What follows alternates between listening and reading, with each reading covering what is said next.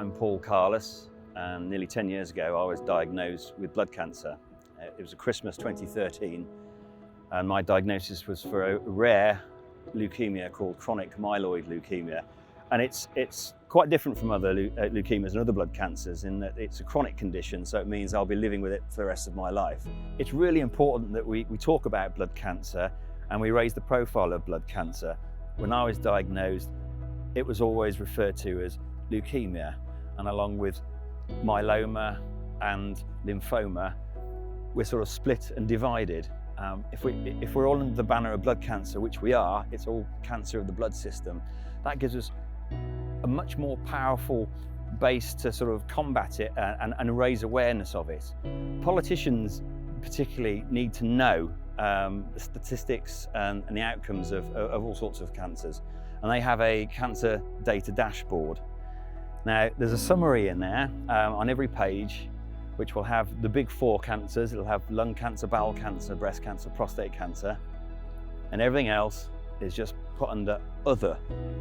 So blood cancer is put under other because it's split down into the constituent conditions which make up blood cancer. But we need to remember that blood cancer is the 5th most common cancer, and more critically, it's the 3rd biggest cancer killer.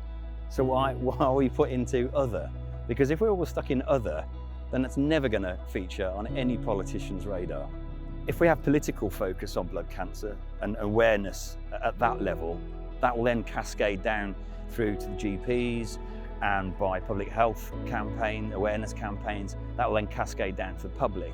I'm really, really keen on engaging politically with the government and politicians, because they have a responsibility and an accountability to sort of help us and look after our health. That's what we sign up for with the NHS, to make a difference for fellow patients and for more so for all the people who are yet to be diagnosed. I mean, someone tomorrow, someone next week, next month, next year, they're going to have a really, really bad day when they get diagnosed with blood cancer.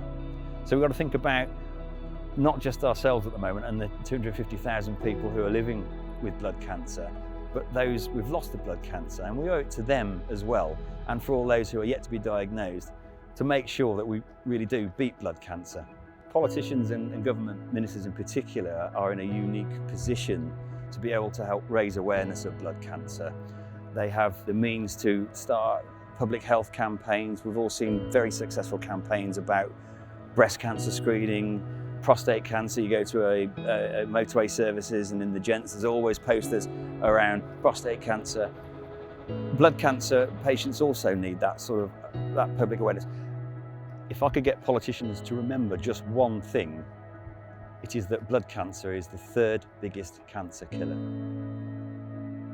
We need to raise the profile of blood cancer because blood cancer does not get enough political focus.